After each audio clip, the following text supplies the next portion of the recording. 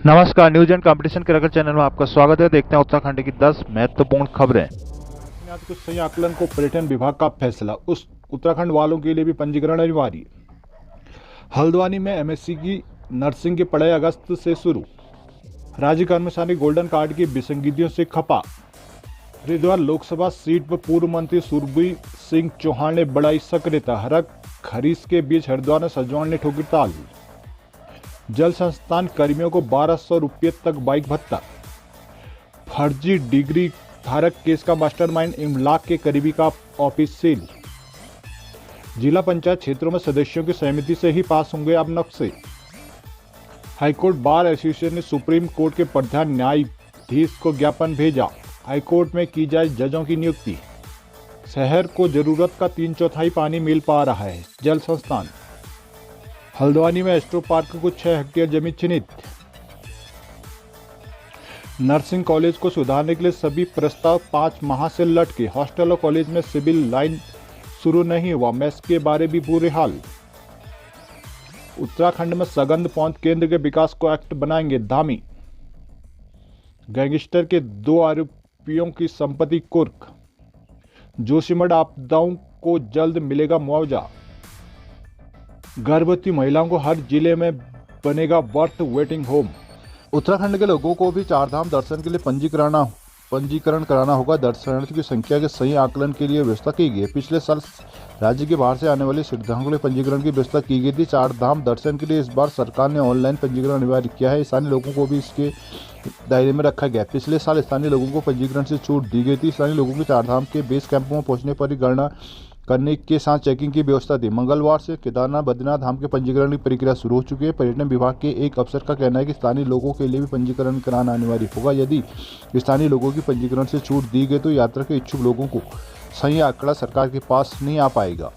चारधाम तीर्थ पुरोहित मंगा पंचायत ने चारधाम यात्रा के लिए राज्य के लोगों को पंजीकरण के शर्त से बाहर रखने की मांग की है। महापंचायत के महामंत्री हरीश डिमरी ने कहा कि चारधाम यात्रा के लिए उत्तराखंड के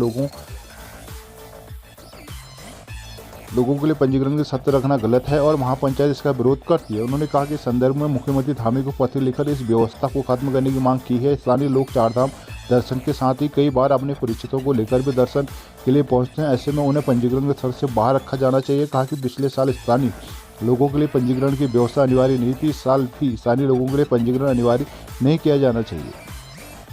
उत्तराखंड के सभी नर्सिंग कॉलेजों में अगले सत्र से एमएससी नर्सिंग के कोर्स शुरू होंगे। युवाओं की पीजी की पढ़ाई के 2 मौके देने के लिए सरकार ने सभी कॉलेजों से तैयारी शुरू करने को कहा है। चिकित्सा शिक्षा विभाग के निदेशक डॉक्टर आशुतोष सयाना ने सभी कॉलेजों के प्रिंसिपल को पत्र लिखकर अगले साल से एमएससी कोर्स शुरू करने के लिए अपनी आवश्यकताओं की जानकारी उपलब्ध कराने को कहा है। राज्य में 8 सरकारी नर्सिंग कॉलेज है, जिनमें से सिर्फ देहरादून नर्सिंग कॉलेज में एमएससी की 18 सीट हैं। इस वजह से नर्सिंग के क्षेत्र में करियर बनाने के इच्छुक युवाओं के सपने अधूरे रह जाते हैं। इस समस्या को देखते हुए सरकार ने अब हल्द्वानी, चमोली, पौड़ी, टेहरी, पिथौरागढ़ और अल्मोड़ा में भी नर्सिंग के पीजी कोर्स शुरू करने का निर्णय लिया है। नर्सिंग में करियर के अच्छे विकल्प। नर्सिंग का क्षेत्र तेजी से विकसित हो रहा है, जिस वजह से इसमें रोजगार के मौके बढ़ रहे हैं।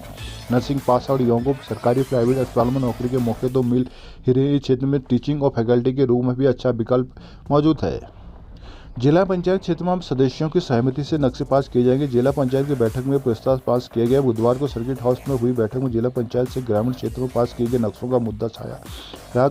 शुरुआत में सदस्यों ने सभी तक की कार्रवाई पर नाराजगी जताई। कहा कि पूर्व बैठक में तय किया गया कि आगे से बिना स्थानीय सदस्यों के कोई भी नक्शा पास नहीं किया जाएगा, लेकिन अभी तक पास किए गए नक्शों में उनकी सहमति नहीं लेगी। बैठक में बताया गया कि केवल व्यावसायिक नक्शे जिला पंचायत से मंजूर कराना जरूरी होता है। जिला पंचायत ने अपने क्षेत्रों में व्यावसायिक निर्माण कार्यों के लिए नक्शा पास कराना जरूरी किया है। इसके लिए पूर्व बोर्ड बैठक में प्रस्ताव पास किया गया। साथ ही शासन को नियमावली में बदलाव की मंजूरी को प्रस्ताव भेजा है। नियम बनाया गया है कि क्षेत्र में नक्शा पास करने से पहले स्थानीय सदस्यों से सहमति लेना जरूरी है, लेकिन बिना शासन की मंजूरी और सदस्य की सहमति के 14 नक्शे पास कर दिए गए। इसे लेकर बैठक में कुछ सदस्यों ने नाराजगी जताई। विरोध में कहा गया कि इस तरह की कार्रवाई से सदस्यों के अधिकार का हनन किया गया। तय किया गया कि जब जिला पंचायत सदस्य की सहमति के बिना कोई भी नक्शा पास नहीं किया जाएगा।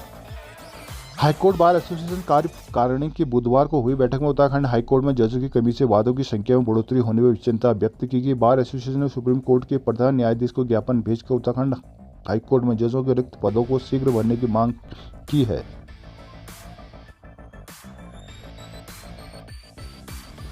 बैठक में तय हुआ कि उत्तराखंड हाईकोर्ट में जजों की कमी से वादकारियों को हो रही परेशानी से शीघ्र कॉलेजियम के न्यायाधीशों को अवगत कराया गया है। बैठक के बाद भारत के प्रधान न्यायाधीश को बार अध्यक्ष प्रभाकर जोशी, महासचिव विकास भगोड़े का हस्ताक्षर ज्ञापन भेजा गया, जिसमें बताया गया उत्तराखंड हाईकोर्ट में 11 न्यायाधीशों के पद स्वीकृत है, किंतु वर्तमान में उत्तराखंड हाईकोर्ट में केवल 5 न्यायाधीश कार्यरत है। इनमें से भी मुख्य न्यायाधीश अक्टूबर में व न्यायमूर्ति शरद कुमार शर्मा इसी वर्ष दिसंबर में सेवानिवृत्त हो रहे हैं। जिसके अलावा हाईकोर्ट में 2 डिवीजन बेंच है, जिसमें एक सोमवार से गुरुवार तक दोपहर 12 बजे 3 बजे तक और शुक्रवार को दोपहर 1:15 तक बैठती है। दूसरी डिवीजन बेंच मंगलवार और गुरुवार को दोपहर 1:15 तक बैठती है, जिसके बाद केवल एक ही अध्यक्ष न्यायाधीश हफ्ते में पूरे दिन एकल पीठ में बैठते हैं। उपाध्यक्ष प्रशांत जोशी ने बताया कि स्थिति के अनुसार वर्ष 2023 के अंत तक हाईकोर्ट केवल 3 न्यायाधीशों के साथ कार्य करेगा। इस कारण वादों को सूचीबद्ध नहीं किया जा रहा है। बार एसोसिएशन ने सुप्रीम कोर्ट के प्रधान न्यायाधीश व वादकारियों के साथ साथ अधिवक्ताओं के हित में उत्तराखंड हाईकोर्ट में न्यायाधीशों की नियुक्ति करने की मांग की है। लगातार खराब होने वाले ट्यूबवेल और पानी के लीकेज से शहरी और ग्रामीण क्षेत्रों में पेयजल का संकट बना रहता है। फरवरी माह में जल संस्थान के 18 ट्यूबवेल अभी तक खराब हो चुका है, जिसमें हजारों लोगों को पेयजल की कमी का सामना करना पड़ रहा है। जल संस्थान अभी भी अपने 3 ट्यूबवेल सही नहीं कर पाए, जिसके साथ ही लीकेज होने की 1 दर्जन से ज्यादा शिकायतों का समाधान होना बाकी है। ऐसे हालात में गर्मियों में पहले हल्द्वानी के शहरों और ग्रामीण इलाकों में पेयजल का संकट बना हुआ है। शहरी और ग्रामीण क्षेत्रों में रोजाना पेयजल किल्लत बनी रहती है। रोजाना 120 mld पानी की मांग घरों में रहती है। गोला से 35 mld, 87 नलकूपों से और 38 mld सहित 10 mld पानी की मांग प्राकृतिक जल स्रोत से पूरी की जाती है, जिसके बाद भी अभी 86 mld पानी की लोगों को दे पा रहे हैं। रोजाना 34 mld पानी की कमी बनी रहती है। ऐसे में ट्यूबवेल खराब होने से जल संकट और बढ़ जाता है। 1 हफ्ते से ज़्यादा समय बीतने के बाद भी इनकी मरम्मत नहीं हो पाती। एक ट्यूबवेल के सही होने से पहले ही दूसरा ट्यूबवेल खराब हो जाता है। हल्द्वानी में गर्मी के दिनों में हर साल लोगों को पेयजल संकट झेलना पड़ता है। समाधान के लिए लोग लंबे समय से जल संस्थान से मांग कर रहे हैं। पुरानी रिपेयर मोटर के खराब होने से नलकूप हर माह काम करना बंद कर दिए, जिसके बाद में विभाग एक भी ट्यूबवेल में नई मोटर नहीं लगा पाए। हर माह दर्जनों लोग विभाग के कार्यालय पहुंचकर लीकेज की शिकायत दर्ज कर रहे हैं। लोगों का कहना है कि ऐसे हालात में विभाग कैसे गर्मियों में घरों तक पेयजल पहुंचाएगा। हल्द्वानी में एस्ट्रो पार्क बनाने का रास्ता साफ हो गया। निर्माण के लिए मुख्यमंत्री के निर्देश के बाद शासन स्तर से सैद्धांतिक मंजूरी दे दी गई। बुधवार को डीएम धीराज गर्ब्याल के निर्देश पर एरिज वन और राजस्व विभाग की टीम ने 3 पानी में उत्तराखंड मुक्त विश्वविद्यालय से लगी भूमि का निरीक्षण किया। क्षेत्र में एस्ट्रो पार्क बनाने के लिए 6 हेक्टेयर भूमि चिन्हित की गई है। डीएम गर्ब्याल ने हल्द्वानी में एस्ट्रो पार्क कम साइंस सिटी बनाने के एरिज के निर्देशक प्रोफेसर दीपांकर बनर्जी, एरिज के नोडल अधिकारी मोहित दूसरे रेंजर उमेश आर्य और एसडीएम मनीष कुमार सिंह ने प्रस्तावित भूमि का स्थलीय निरीक्षण किया। पार्क के निर्माण को 6 हेक्टेयर भूमि का चयन किया गया। जल्द ही वन भूमि हस्तांतरण की आगे की कार्रवाई की जाएगी। डीएम गर्ब्याल ने बताया कि हल्द्वानी में एस्ट्रो पार्क कम साइंस सिटी बनाने के एरिज के निर्देशक प्रोफेसर दीपांकर बनर्जी, एरिज के नोडल अधिकारी मोहित जोशी, रेंजर रमेश आर्य और एसडीएम मनीष कुमार ने प्रस्तावित भूमि का स्थलीय निरीक्षण किया है। पार्क के निर्माण को 6 हेक्टेयर भूमि का चयन किया गया। जल्द ही वन भूमि हस्तांतरण की आगे की कार्रवाई की जाएगी। डीएम गर्ब्याल ने दावा किया कि हल्द्वानी में भारत के पहले एस्ट्रो पार्क कम साइंस सिटी को विकसित किया जाना है, जिसमें नक्षत्र और सौरमंडल नवग्रहों को जोड़े अध्ययन में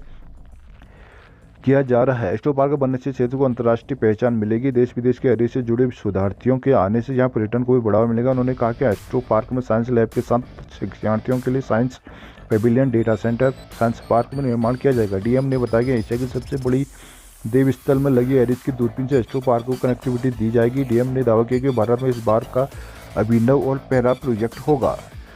शहर के BD Pandey college of nursing के हालात सुधारने के सभी दावे फिलहाल पूरे नहीं हो पाए। कॉलेज और हॉस्टल की खराब हालत को देखते हुए 5 माह भी काम शुरू नहीं हो पाया। मेस की सुविधा भी ठीक नहीं हो पाई है। यहाँ 10 शिक्षकों पदों पर केवल 6 शिक्षक तैनात हो पाए, जिसमें भी 3 शिक्षक लंबी छुट्टी पर चल रहे हैं। कॉलेज में केवल 2 सुरक्षाकर्मी, 1 सफाई कर्मी की तैनाती हो पाई है। नैनीताल स्थित सरकारी नर्सिंग कॉलेज का सितंबर में अनुसूचित जाति आयोग के अध्यक्ष मुकेश कुमार ने निरीक्षण किया। इस दौरान यहां पढ़ रही छात्रों ने कई गंभीर समस्याएं उनके सामने रखी। छात्रों का आरोप था कि हॉस्टल मेस में खान सामी की व्यवस्था न होने से उन्हें ही खाना बनाना पड़ता है, जिसके अलावा सफाई की स्थिति काफ़ी खराब है। हॉस्टल की भी स्थिति रहने लायक नहीं है, जिस पर आयोग अध्यक्ष ने तुरंत डीएम के साथ ही चिकित्सा शिक्षा निर्देशक को डीएम के हस्तक्षेप के बाद कॉलेज में 2 सुरक्षाकर्मी व 1 सफाई कर्मी की तैनाती की गई। बीच चिकित्सा शिक्षा विभाग ने हल्द्वानी से इंजीनियर भेजकर सिविल कार्य का प्रस्ताव बनाया। हर प्रस्ताव में आज तक कार्रवाई नहीं हो पाई है। कॉलेज में आज भी पुरानी समस्याएं बरकरार हैं। पीसीएस मुख्य परीक्षा 23 से 26 फरवरी तक होनी है, जिसके लिए जिले में 4 परीक्षा केंद्र बनाए गए। सभी केंद्र सीसीटीवी कैमरों की निगरानी में होंगे। साथ ही परीक्षा केंद्र में 200 मीटर की दायरे में धारा 144 लागू रहेगी। प्रशासन के अनुसार परीक्षा के लिए हल्द्वानी के एमबीपीजी कॉलेज में 2, खालसा नेशनल बालिका इंटर कॉलेज में और Shri Guru Tegh Bahadur senior secondary school में एक परीक्षा केंद्र बनाए गए। इन केंद्रों में 2008 परीक्षार्थी पीसीएस की मुख्य परीक्षा देंगे। प्रथम पाली में सुबह 9 बजे से 12 बजे और दूसरी पाली में 2 बजे से 5 बजे तक होगी। एडीएम प्रशासन शिवचरण द्विवेदी को परीक्षा का नोडल अधिकारी बनाया गया। हर परीक्षा केंद्र पर सेक्टर और जोनल मजिस्ट्रेट की तैनाती के साथ सिटी मजिस्ट्रेट, एसडीएम और थाना प्रभारी मौजूद रहेंगे। साथ ही केंद्रों के 200 मीटर के दायरे में पुलिस के जवानों की तैनाती रहेगी। जिलाधिकारी धीराज सिंह गर्वाल ने बताया कि परीक्षा केंद्रों पर सुरक्षा के कड़े इंतजाम किए गए हैं। मुख्यमंत्री पुष्कर सिंह धामी ने बुधवार को सेलाकुई में सघन फसल उत्कृष्टता केंद्र का लोकार्पण किया। यहां सीएम ने घोषणा की कि उत्तराखंड की जलवायु दालचीनी और तिमूर के उत्पादन के अनुकूल है, जिनका उत्पादन बढ़ाने के लिए मिशन के तहत दालचीनी और तिमूर की खेती शुरू की जाएगी। कहा कि दालचीनी और तिमूर की खेती से किसानों की आय में वृद्धि होगी और रोजगार के अवसर भी सृजित होंगे। सघन सेक्टर से राज्य के किसानों और युवाओं को हो रहे लाभ के मद्देनजर सघन पौधा केंद्र को सेक्टर के माध्यम से सुदृढ़ और विकसित किया जाएगा। सीएम धामी ने कहा कि दुर्गम हालात और वर्षा आधारित पारंपरिक कृषि उत्तराखंड में कृषि चुनौती से कम नहीं है। जंगली जानवर खेती को नुकसान पहुंचाते हैं, जिससे पारंपरिक खेती से किसान मुंह मोड़ ने। ऐसे में एरोमेटिक सेक्टर में बढ़ते बाजार को देखते हुए कृषि खेती को उत्तराखंड के लिए मुफीद होने के साथ ही लाभकारी साबित होगी। वहां के सघन पौधा केंद्र को स्थापित करने के पीछे मूल उद्देश्य यही रहा। मुख्यमंत्री ने कहा कि सघन फसलें कठिन परिस्थितियों में उगने की क्षमता के कारण वर्तमान में एक बेहतरीन नकदी फसल के रूप में विकल्प मिला है। किसानों को उनकी मांग के अनुसार समय पर पर्याप्त मात्रा में पौध सामग्री उपलब्ध कराने के साथ ही इस सघन पौध उत्कृष्टता केंद्र की स्थापना की गई। सीएम ने कहा कि राज्य में आर्थिकी और पर्यावरण से समन्वय स्थापित करने हुए राज्य की परिस्थितियों के अनुरूप विकास पर विशेष ध्यान दिया जा रहा है। सीएम ने कहा कि सघन पौध केंद्र सेलाकुई राज्य में सघन फसलों को बढ़ावा देने में महत्वपूर्ण साबित होगा। सरकार ने जोशीमठ से आपदा प्रभावित व्यावसायिक भवनों के मुआवजे के दरों के आदेश कर दिए हैं, जिसके बाद अब प्रशासन प्रभावितों को मुआवजा दर देने की प्रक्रिया शुरू कर देगा। कैबिनेट ने जोशीमठ आपदा से प्रभावित लोगों के मुआवजा राशि को मंजूरी दी थी। इसके बाद अब इस संदर्भ में आपदा प्रबंधन विभाग की ओर से आदेश जारी कर दिए गए हैं। आदेश के अनुसार जोशीमठ में बिना बीम के आवासीय भवन के लिए 31,000 प्रति स्क्वायर मीटर, जबकि बीम वाले भवनों के लिए 36,000 रुपये प्रति स्क्वायर मीटर की दर तय की गई। बिना बीम वाले व्यवसायिक भवनों के लिए 39,000 रुपये प्रति स्क्वायर मीटर और बीम वाले व्यवसायिक भवनों के लिए 45,000 रुपये प्रति स्क्वायर मीटर के रेट तय किए गए हैं। प्रभावित भवनों का मूल्य निकाला जाएगा और इसके बाद मुआवजा दिया जाएगा। मुआवजा व भवन आदि के लिए 3 विकल्प दिए गए हैं। सरकार ने सभी जमीन के मुआवजे की दर तय नहीं की है व्यवसाय क्योंकि प्रभावित क्षेत्र को लेकर वैज्ञानिक संस्थानों की रिपोर्ट अभी नहीं मिली है। देहरादून उत्तराखंड में गर्भवतियों को सभी जिलों में प्रसव से पूर्व बर्थ वेटिंग होम की सुविधा मिलेगी, जिसके लिए योजना तैयार कर राष्ट्रीय स्वास्थ्य मिशन के तहत केंद्र से बजट मांगा जा रहा है। स्वास्थ्य सचिव डॉक्टर आर राजेश कुमार की अध्यक्षता में बुधवार को सचिवालय में राष्ट्रीय स्वास्थ्य मिशन की बैठक हुई। इस दौरान स्वास्थ्य विभाग के विभिन्न योजनाओं के संदर्भ में केंद्र के लिए तैयार प्रस्ताव को मंजूरी दी गई। सचिव स्वास्थ्य ने बताया कि विभाग की अनेक योजनाओं के लिए केंद्र से सप्लीमेंट्री बजट मांगा जा रहा है, जिसके तहत गर्भवतियों के हर जिले में बर्थ वेटिंग रूम बनाने का निर्णय लिया गया। विभाग द्वारा पूर्व में देहरादून और हरिद्वार में गर्भवतियों के लिए बर्थ वेटिंग रूम की सुविधा शुरू करने का निर्णय लिया था, लेकिन अब सभी जिलों में ये सुविधा शुरू करने का निर्णय लिया गया। इसके तहत गर्भवतियों को प्रसव से पूर्व बर्थ वेटिंग रूम में रुकने की सुविधा दी जाएगी। बैठक में अपर सचिव स्वास्थ्य अमनदीप कौर, निदेशक NHM डॉक्टर सरोज नैथानी, प्रभारी अधिकारी डॉक्टर पंकज कुमारी सिंह और आदि मौजूद रही। सचिव स्वास्थ्य ने बताया कि मुख्य सचिव डॉक्टर एस संधू की ओर से राज्य के दूरस्थ क्षेत्रों में टीबी जांच की सुविधा शुरू करने के निर्देश दिए गए थे, जिसके तहत राज्य में संचालित हो रही 17 मोबाइल मेडिकल यूनिट में पोर्टेबल डिजिटल एक्सरे यूनिट स्थापित करने का निर्णय लिया गया। मरीजों को मौके पर ही टीबी जाँच की सुविधा मिल जाएगी।